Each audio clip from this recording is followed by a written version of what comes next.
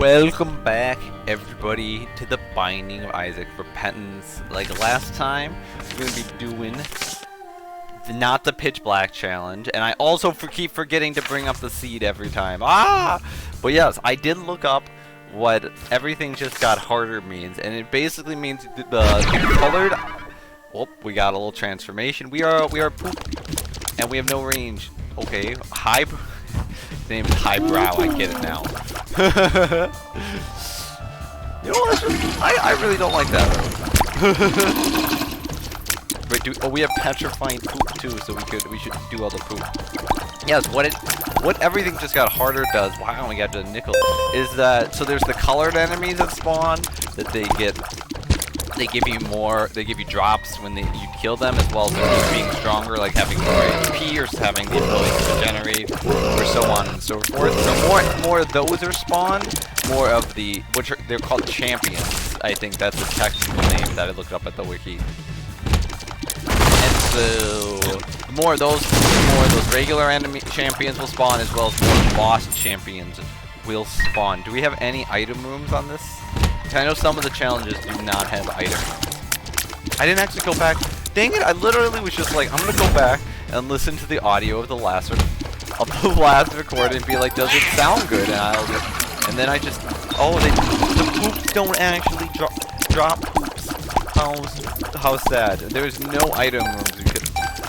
So we just gotta go with. We should definitely shoot all those to get as much money as we can, because the shop will be our primary source. That's a good item. We do not have enough money for it currently though, which is unfortunate. So we're just gonna go on to the boss. Yep. So that's what everything just got hard does. And I believe also the bosses will drop less HP now when you defeat them. I think it said that previously bosses dropped 2 HP, like 2 red hearts when they died, and now they will only drop 1. So not like, it won't be something you're gonna notice that there's like a huge difficulty spike or anything, but you know, the game will get harder because there'll be more enemies, and the variations of the bosses are generally harder because they literally might be harder just because you don't understand their patterns, but they might just have more annoying moves too. So there's definitely, it's gonna make the game harder. And we only have to go to Mom as the left-hand side. But yeah, I just was thinking about how the last episode was like, I keep like floppy tree my episodes being like, oh my god, like apparently if enemies jump into us, they also turn into. That's what a wonderful life. But yeah, I keep like going between my videos being like super heavy-handed like discussions and super fun videos, and I realized moving forward I should probably try to do a balance of both in videos. I think that would be the best way to do things, rather than just having like distinct videos which are really heavy-handed, and then other videos which are more lighthearted and fun. But for now, at least, I thought because of how like heavy-handed the last episode was, we do something a little bit. That's a lot. The reason I want to do that, that's a lot of potential money we could get from all those flies. So I want to do something a little bit more lighthearted. I wanted to talk about just like some like happy memories from my past, and I would say probably at least gold card. That is good. It gives us access to a special shop, which has a 50-cent Guppy's Tail that we can't buy and an 8-cent. But hopefully we should get more money moving forward from all the poops we're shooting. Yeah, I just want to talk about like some happy memories, because like all I've been talking about have been like downer stories. So I want to talk about something a little bit more positive for once. So probably my happiest memory from college, at least that I can remember, was doing it was the 150th anniversary of the periodic table. So the chemistry and physics department put on this dual program where various students gave like short speeches about like I ended up reading a section. What did I end up reading? What did I end up reading? I remember the night so fondly, but I can't even remember what I read. It's not incredibly important to the story, but I ended up reading 2 different segments for that, and we have a poop bomb as well. That's probably good to keep in mind. We probably should have gone in the other room before the sacrifice. I don't know what is the one that you have to go in and you have to take damage, and you have to big damage going out. I probably should have went in there before grabbing the spirit heart, because then I could have just came in here and picked up the red hearts. But yeah, so I had to prepare for that, and it was fun for like a variety of reasons. So there's a lot of things going into it. One, it was really fun. Okay, we get an item if we don't attack this boss for like a minute. So we're gonna try to do that. We're gonna try to unlock that item. So one, it was really fun because I've always, like I said, I've enjoyed just speaking and performing, and it was something I hadn't really pursued before. So it was like the first time I had really, dang it, I'd really like pursued that. So that was tons of fun. It was fun like seeing my improvement, because when I like our first practice, I was admittedly like pretty bad. So, but like each, and there we go, plum flute, playtime. This item is probably worse actually, because what this does is it summons Mr. Plum here to come fight for you for a while. However, I'm gonna keep Flush just because Flush has the possibility of giving us a lot of money, and because we don't have any, you know, we only have the shop to be able to get from. Okay, come over here, guys, or stay over there. I was gonna flush them, but this works too, I suppose. But yeah, so it was really fun seeing like the improvement that I got over time, and people like, and we will take the damage up, and people like complimenting that improvement. That like felt really good. And then there was the fact that I did it with like a bunch of friends, so we were like all in it together. So it was a social experience too. You know, basically I got to like hang out with people and just chill with the buds on the like the ACS club, and it was like in a more chill environment than like the pure professional environment that we were going to. And another factor of it was just the fact that it was we should use this for it's funny. Was that my girlfriend at the time, it was that my only long-term relationship, she also came. I made sure to get her a free ticket for that. And she came, and so I got to show not show her off to people, but like introduce her to people would be how I would want to say that, to express what happened. So that was really fun having like introducing her to everybody, because she one of the things that she did was when, you know, she had never met any of my friends before, so she was super nervous, and she was just a generally insecure person in general. So when it was done, she ended up walking out, because all of us chilled afterwards and were talking and taking pictures and whatnot. I would like that for 43 cents, but there's like no possibility we are getting up to 43 cents. That is a damage up and an HP up, I believe, and also just makes you a big boy, a large boy. So I ended up going and grabbing her and being like, hey, you know, let's, you know, go in and see everybody, which she really appreciated. So she was really, you know, really happy that like I went through that initiative to do that. And it was also the night of our first kiss. Like it was just a very we went up after and we got like ice cream, and it was just a very chill and relaxed. And it was like the most serene I'd ever felt, to be honest. It was just like, God, when I went back to that, when I got back to my room, I remember just sending to like some of my friends, like I've never legitimately felt like this happy in my like entire life. So that was just simply incredible. And it really, I think, you know, long-term implication of that is it really spurred me to get more involved with, you know, these performing roles and these creation roles, and I think it contributed to me finding so much joy in that play class that I took. I got to discover a part of me that I really had never got to know before. Hagalad. Oh, this is the rune. Okay, so this is the rune we unlocked from the first challenge, and what this one does is it basically is a Necronomicon that does. Oh, never mind. Oh, it destroys all the rocks on the room. That's what that one does. I thought it was a damage when it said destruction, but no. It is instead it will destroy all the rocks on the room, which can be useful if you're trying to get chests, for instance, or destroy like a tinted rock and you got no bombs. So it's not the most useful rune, but now we know Hagalaz destroys rocks. So because I'm pretty sure most of these initial challenges, the reward for beating them is going to be getting different runes. So we're gonna all of a sudden have a bunch of new different items. So it's gonna be good to figure out which each one does individually, so that when they're all in the game later, we can just kind of more naturally incorporate it and not being like, okay, let me stop, look up the Isaac wiki to figure out what, I don't know, Perthrow I know is another one we'll get. And what Perthrow does is it re-rolls an item, and when I say re-rolls, what it means is, so if you have an item pedestal in like your item room, you can use your re-roll, and it will just turn that item into another item within the item pool. So you can basically, you know, if you get a bad item and you're like, oh, I don't want this, you can be re-roll and hope you get something better. And there, I know eventually Isaac, we can get an unlock for Isaac called the D6, which will basically have that ability on like a 6-room charge, and it's extremely good. I think to unlock that you have to beat Mom's heart 10 times. Oh, we got teleported to another room. Fun, fun, fun. So yeah, that was like one of my favorite memories. So that was about a little over a year from now. I would say my fondest memory of the last. Oh, I did not see that. Dude, we got a lot of health up. Solid.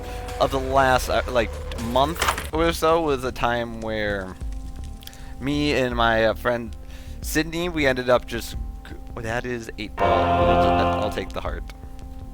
We ended up just like hanging out, going to the park, just chill, like, and just having like very deep, deep, thoughtful conversations, like reflecting on life. And like, for me, I personally find like those kind of conversations, like reflecting on life, much more enjoyable than like the typical small talk that most people blah blah blah, that makes our things bigger. Makes our things bigger. Yeah, that is hackable. My gosh. You try to use. Yeah, there we go. Hit him with the bomb. Oh. I find those conversations way more entertaining, just like the typical small talk. How was your weekend? Oh, my weekend was wonderful, kind of thing. So that item on the right, we can't actually get to the item on the left. So what I think I'll do is it basically turns a red heart into 3 spirit hearts. So what I think I'll do is I'll grab this, because that's a damage plus evil up, which is just solid.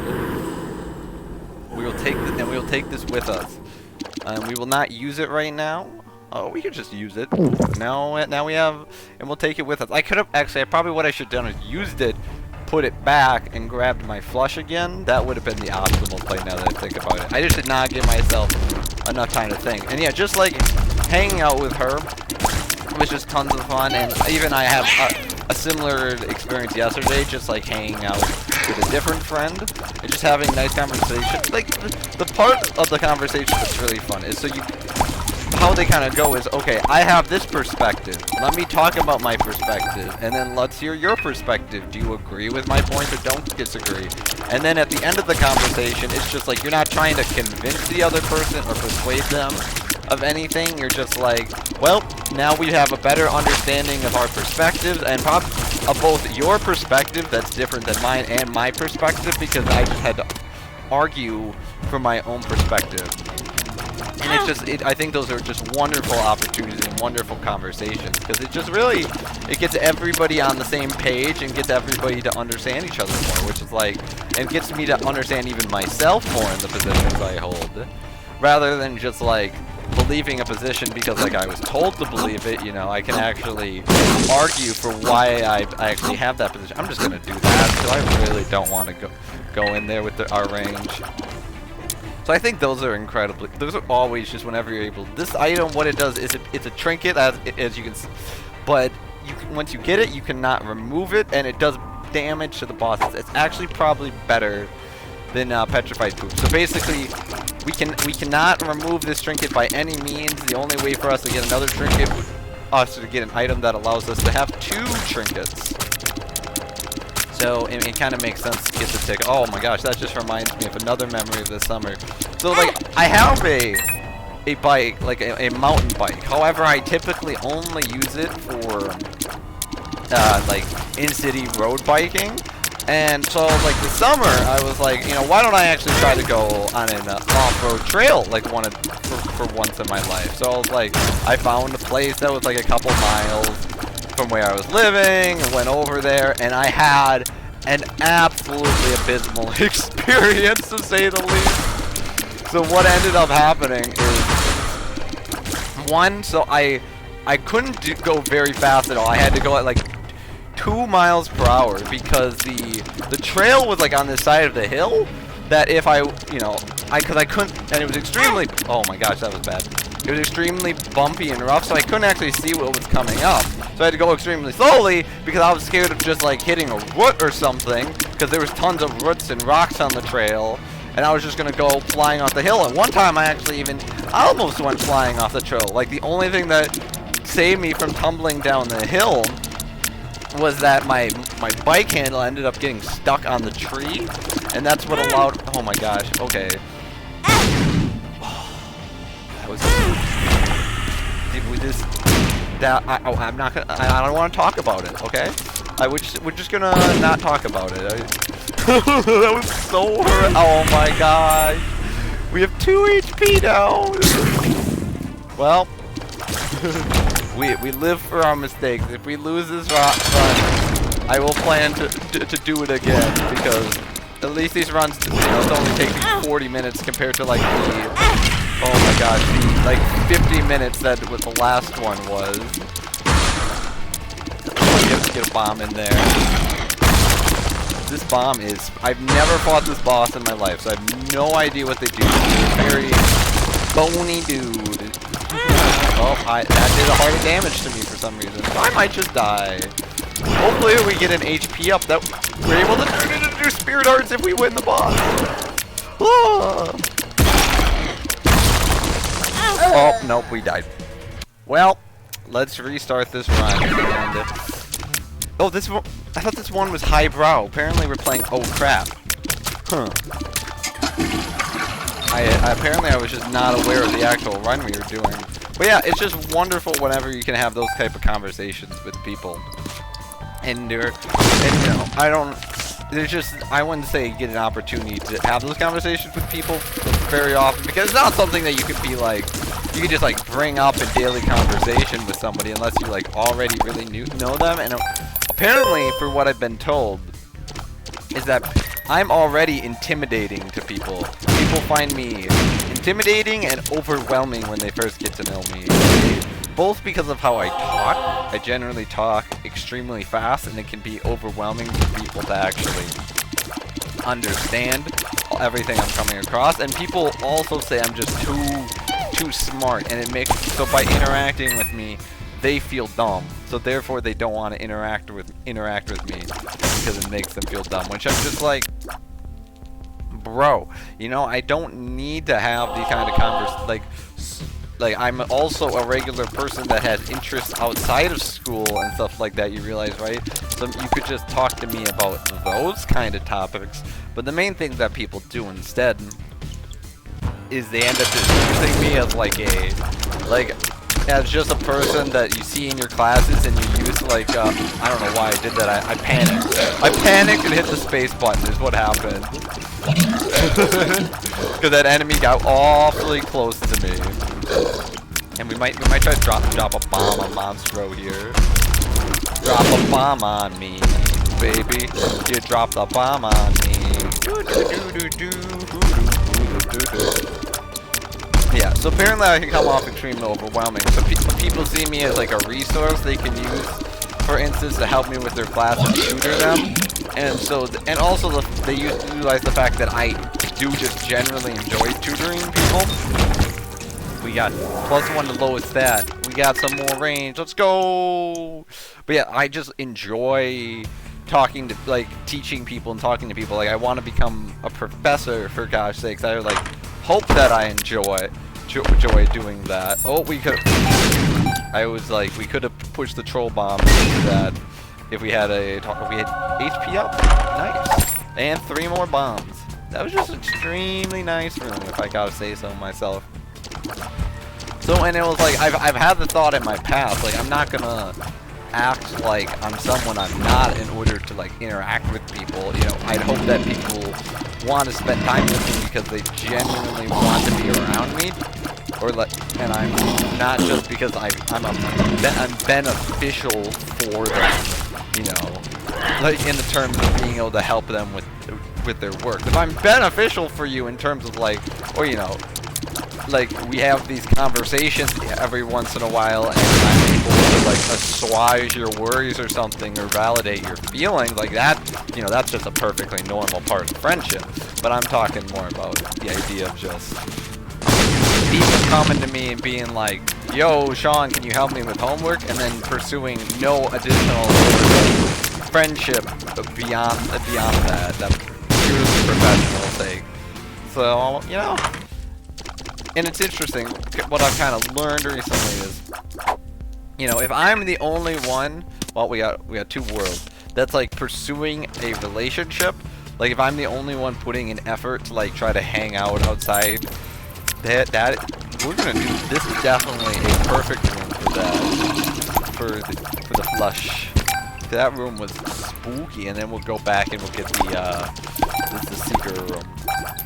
And it's not a relationship worth pursuing. Like, if you like look at all of your, if you look at all your relationships, okay, we're gonna go here and I'll try to open it because apparently I don't understand how to get into the room from over there.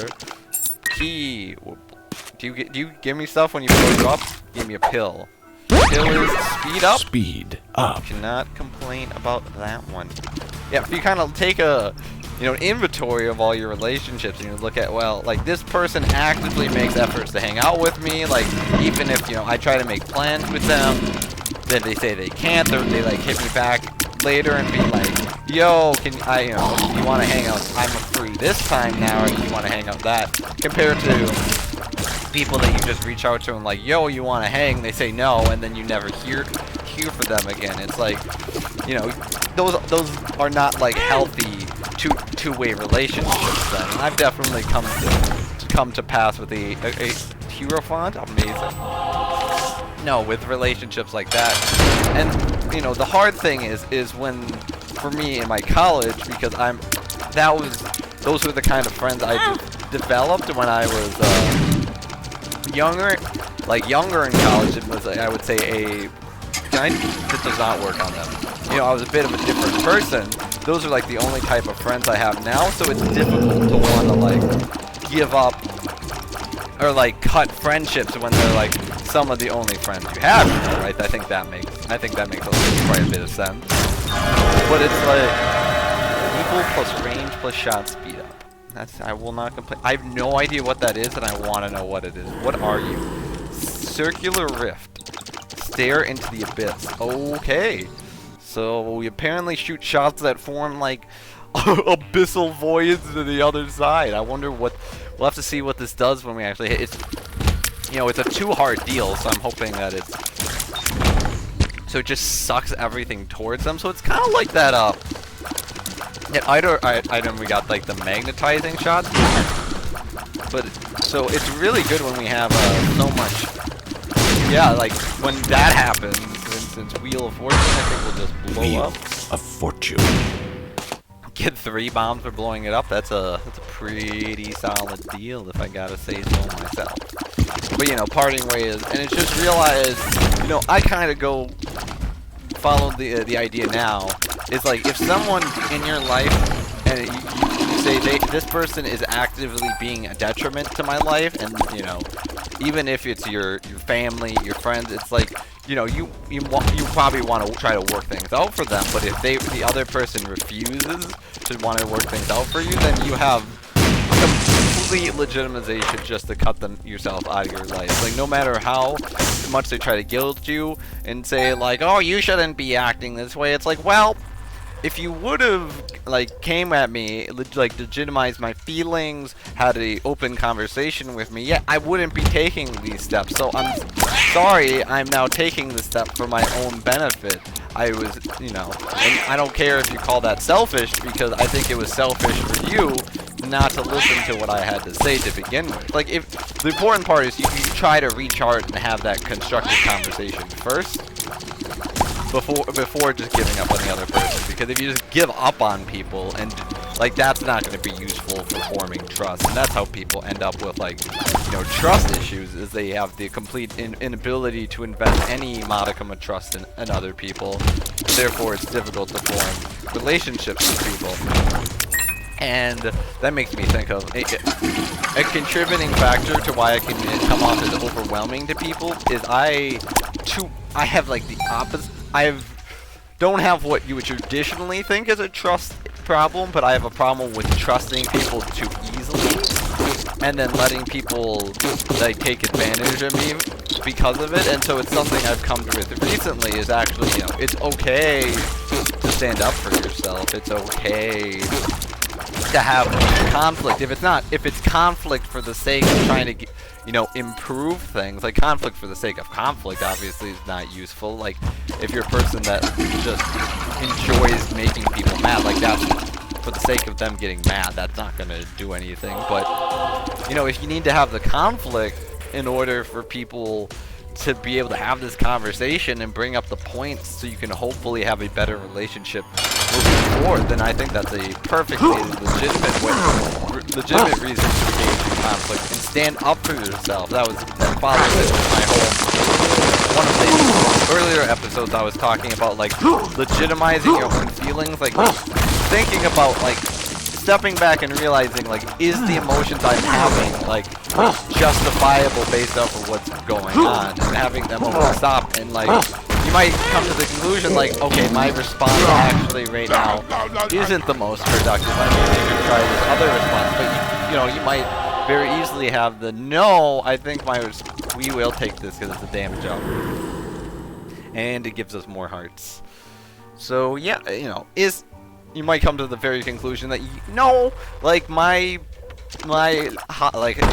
position is justified. How I tried to express myself, I think, was, you know, constructive, and the other person had more than an opportunity to respond constructively back to what I say, but however, they chose not to, and that's kind of on them. And then you have, it's a very, like, on situation thing of, like, whether you, like, how much you care about that other person, your relationship with them. If you decide, like, you know, this person means a lot to me, I'm now gonna try to reach out to them a second time at a later date, like, let some time pass, let them cool off, and then bring the conversation back. Or if you're realizing, like, no, this person's, like, they're not worth my effort and my time and my mental energy I'm taking to do this.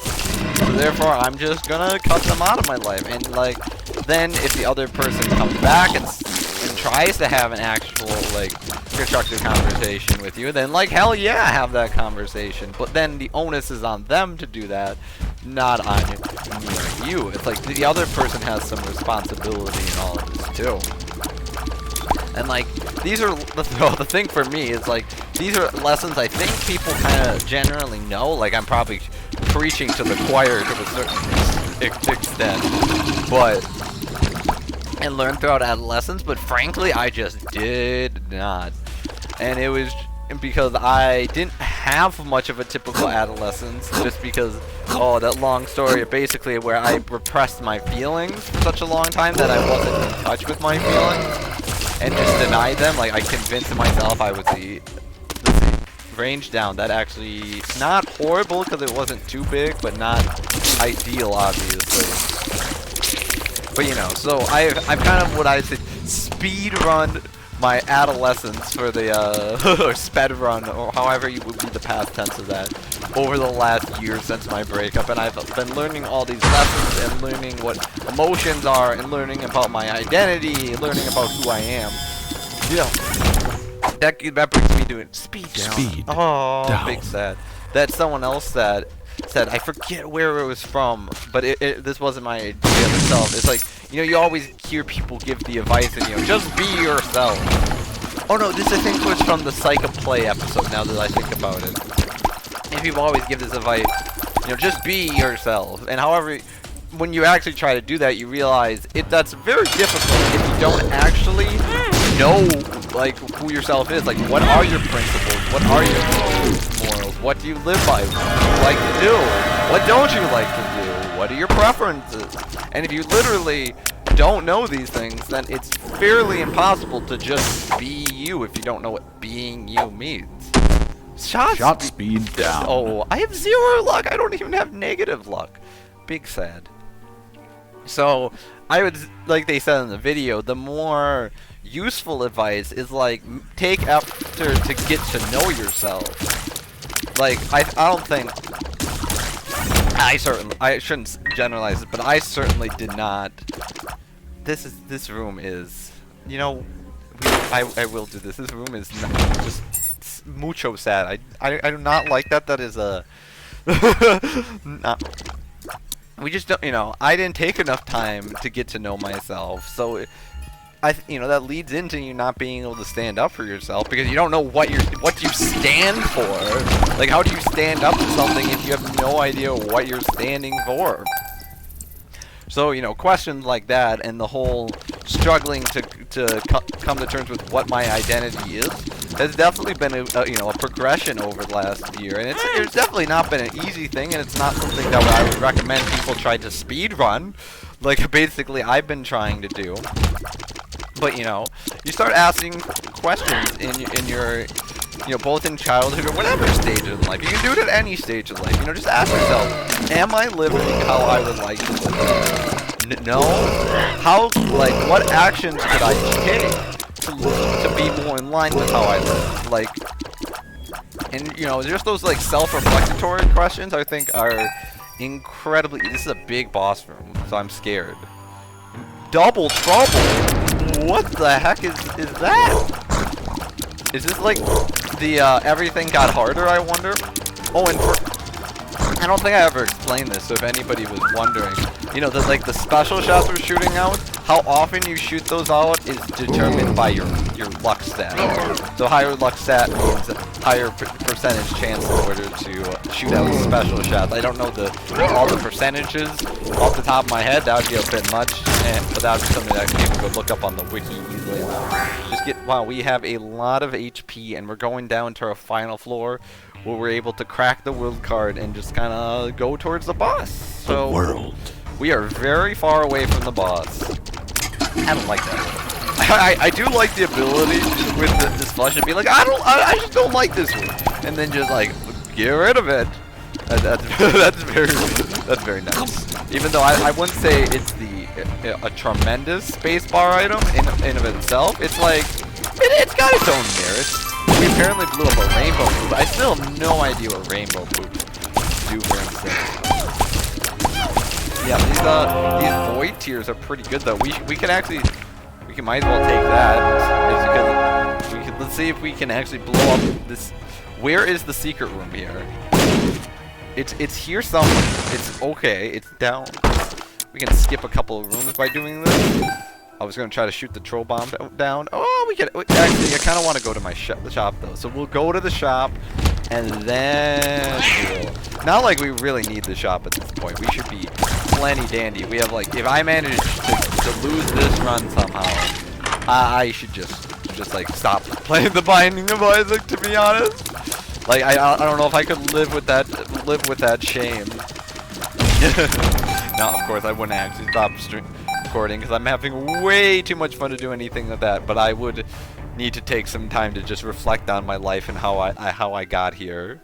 And yeah, don't like that room. Not a big fan of that one. Get rid of it. Oh, I'm not a big fan of this room either. But I can't really do. Whoop, whoop, whoa. Oh, we'll put just these. Okay, game. What? Can I just like do this? Yes. I'm just not feeling it. I see what it's gonna do. I'm gonna step on the button, and then it's going to send those things flying at me, and I just don't really appreciate that. But you know, so what was it? I think there was another thing I was going to say based off the previous rant I was going on, but I can't remember it anymore. I have those thoughts in the middle of sometimes I have thoughts instead of like, I want to talk about this. However, I don't want to interrupt the middle of what I'm into because it'll make this even more incoherent than it already is. But then when I get back to wanting to talk about it again, I just totally forget. Does anybody else have those moments? I have to imagine other people have those moments at some point or the other. Another this made me talk about though, like how, like, I didn't even realize at the time, like, my interpersonal communication classes is actually learning to communicate with people, because it was like, I was having this conversation with someone, and I could tell they weren't putting, like, a lot of thought into what they were saying, and I was getting confused on what they were saying, so I was asking, like, clarifying questions, and then they ended up getting, like, irritated at me. I was like, bro, I'm just trying to communicate here. Like, I literally am not understanding what you're saying, and I want to understand what you're saying, so therefore that's why I'm asking questions. I think we are definitely in a position to do boss rush. This is, I believe this is piercing kills. We do not have Ouija board. Ouija board is the item where we can shoot through objects. Because if we get an unlock here from just beating the boss rush, that'd be pretty sick. And we have more than enough HP, I would hope. Oh shoot, I did not see that. I would like this guy to die though, and he's not dying as quickly as I would like him to. You have a lot of freaking health, sir. Like, how much HP do you have? You dead? No, still not dead. There we go. Now we can fight, I would say, the easier boss in Famine here. And it's like, you know, because communication is a two-way street, isn't it? Like, that's the main thing. It's like, it's both the responsibility of the sender and receiver to make it so that things are being communicated. However, I think too often people go both ways, where they put too much responsibility on the speaker and too much responsibility on the receiver in order to understand. Like, this thing is, here for instance, he's putting, I would say the other person in this conversation is putting too much responsibility on me to just understand what I'm saying. You could argue that when you have a conversation and someone says, like, here's my intention of why I was saying that, and you're like, well, that's a ridiculous, like, attention, why would you ever say something like that? That's not being very, oh, we don't have any bombs left, sad. Oh, shoot. You know, because, you know, it's a two-way street. Like, if you're expecting someone else to try to understand you also have to be willing to try to understand them. And I definitely have a lot of those experiences where, like, I'm making the effort to try to be empathetic with the other person, and they are not doing the same into return. And it's like, well, this is not, like, there's nothing constructive going to be coming out of here because I'm putting in effort. You're not. Like, this is honestly a bit like, you know, disrespectful that you're not putting in the same effort that you can. I would hope you could at least see that I'm also putting in. However, people might not see it because they're just too deluded and angry and get too much in their emotions, which is why, you know, time is such a critical component, like, of giving people actually time to settle down before you just have like you have like a conversation. You start you have a conversation, you start it, and then you're like, okay, let's walk away from this conversation for a little bit, but then let's, you know, come back to it when we cool down. And, you know, that's, and the big thing is that you should not use the tried and true, and I shouldn't call it that because it's absolutely not true, but it's definitely tried, is to just to calm down. And the reason why, if, you know, people don't understand why that doesn't work, is because you're then delegitimizing the other person's emotions. Because they're like, so you're telling me I shouldn't be mad, like, right now, but, like, I have justifiable reason to be mad. And then so, like, and instead a way to frame that is like, you know, would we like to continue this conversation at a later time, or would you like to have this conversation right now? Like, just kind of saying that, because that doesn't delegitimize the other person, because you show the other person, like, what we're talking about and what you're feeling is what we're talking about. However, it just might be beneficial for both of us and talk at a later time, and trying to, you know, drawing those boundaries so you're able to have helpful conversations. Because sometimes, honestly, you're just going to be in like a bad state of mind. You're like, yo, I'm just like pissed off right now. With like, if we have this conversation right now, I don't believe it's going to be very constructive. Like, can you give me like a little time to cool down? Like maybe we can continue, not maybe, and then we can continue this tomorrow. And like that's probably the much better way to go about it than, yo, just calm down. And I get the intention behind wanting to calm down. Like the desire to have a conversation where people aren't like pissed off is like, it makes sense. However, you know, when you're not considering the other person in that equation. And that's the main thing, is you're not really being empathetic to the person. And people, as you may learn, don't like it when you don't consider how they're feeling and prioritize how you're feeling over how other people are feeling. And like throughout all of this, there was an interesting thing in that long-term relationship, because like I tried to implement my beliefs, like again these ideals in practice, and then my girlfriend would say like, oh, you're just too good for me, and she would take like insecure, like not like, oh, you're so good for me as like a playful comment, but like, you know, I feel like physically attacked by, or like emotionally attacked by being in this relationship because you're acting too good, and it's just you're handling the situation well, and like therefore I feel like I'm not handling the situation well. And like, no, it's not like, it's like I like at that point it's like that's just kind of on you. Like I am doing everything I reasonably can so we can have a constructive conversation. Like, I'm putting in the effort, and it's like, so you can recognize that and say you appreciate that, like that I'm putting in the effort. You can say, think to yourself, like, he's putting in the effort, therefore I want to put in the effort. But like when you feel personally attacked by someone having to have a constructive conversation with you, it's just like, okay, now, like, what can we do? Like, what am I supposed to do at this point? Like, if by your measure I'm doing everything right, however you're still getting upset at me for it, like what am I supposed to do? And that's when you just kind of have to accept, like, again, this is a two-way street. Sometimes no matter how well you do, it's still just not going to be enough, unfortunately. And that's just a very sad reality, because you just wish it was like you would put in effort into conversations and then you would get the desired outcome, but just people don't work that way, unfortunately.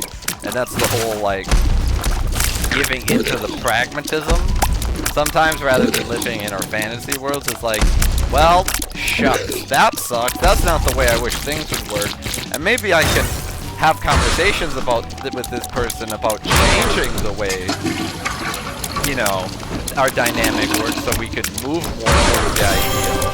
But you have to realize, you know, it might not just happen right away or in that moment. People are complex creatures and require time in order to process their thoughts and to actually change.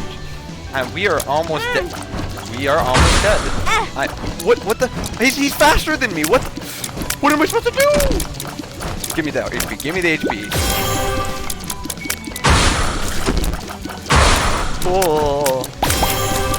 I never know when how this guy's gonna release his bullets. Is he gonna release it in the X, or is he gonna release it in the cross? I don't know. I never know. Hopefully we're gonna be able to beat this, because I have not been playing well, so we're gonna try to concentrate a little bit more for the rest of this. Okay, these bosses aren't very difficult. Just, you know, just make sure to dodge. You got both the bosses together, which is nice. Okay. Nice. All of his bullets got stuck together. Nice. And another part of this is, like, that I think hurt the dynamic long term is, like, I did not, like, my actions, like, putting forth this effort were just, like not appreciated. Like, I never really got, like, a thank you for, like, trying to have this conversation where I appreciate, you know, you trying to handle the conversation this way. And instead it was like, literally taken as like a negative that I was trying to have the conversation this way. Is like what do I do? What am I supposed to do? Dude, I hate the bloat. The bloat. I hate you. I hate every fabric. Fudge. That did a heart of damage. Oh, so we're gonna have to do this challenge next time, I guess. Cause oh my god, I played so badly on this battle. I had like full HP plus. Oh my god. Well, live and learn, I guess. You know, gotta get better at the game. That's the main thing. What are you gonna do? What are you gonna do? Well, if you stuck around this long, you know, I appreciate it. I appreciate you. And, you know, if you feel like this content, even though I died when I had full health on boss rush, is with a, you know, like, comment, and subscribe, I'd appreciate it. If you'd give me one, and if you don't feel like, you know, it's worthy, let me know down in the comments why. Like, what can I improve? What can I work on? Gotta let me know so I can improve. So next time, I think we'll probably do I might just go straight back into that challenge because I'm tilted and I want to now win it. But I think it'd probably be best to continue our trend of doing runs again. We have not beaten. I think that the star is the boss rush, if I want to say correctly. So the only character we currently do not have Mom's Heart beaten with is Isaac and Eden. So we're likely do one of the two next time. But until then, everybody, see ya.